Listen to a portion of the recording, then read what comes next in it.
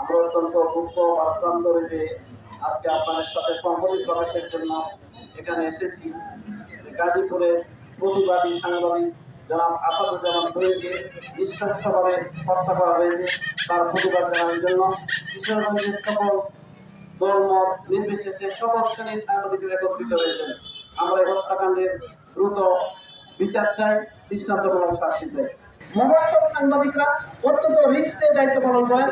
তাদের দায়িত্ব পালনের নিরাপত্তা দিতে হবে প্রশাসনকে, সিভিল প্রশাসন, পুলিশ প্রশাসনকে, এবং দায়িত্ব পালনে তাদের সহযোগিতা করতে হবে, দায়িত্ব পালনের সকল বাধা দূর করতে হবে।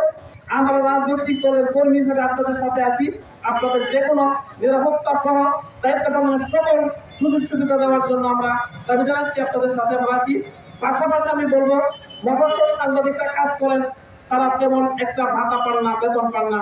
এই সুযোগে প্রাসঙ্গিকভাবে আমি এও দাবি করছি, সংশ্লিষ্ট পত্রিকা এবং ইলেকট্রনিক প্রিন্ট মিডিয়া যেন মফস্বল সাংবাদিকদের জন্য একটি বেতন কাঠামো করেন এবং তাদেরকে জীবন জীবিকা পরিচালনার ন্যূনতম আর্থিক সুযোগটা যেন দেওয়া হয়, এই দাবি করে আবারও ফেসিবাদের সময় সহ যুগে যুগে যে কোনো সরকার আমলে সাংবাদিক যারা শহীদ হয়েছেন, আহত হয়েছেন, পঙ্গু হয়েছেন, তাদের সকলকে শ্রদ্ধার সাথে স্মরণ করে আসাদুজ্জামান তুহিন তিনি একজন প্রতিবাদী সাংবাদিক ছিলেন।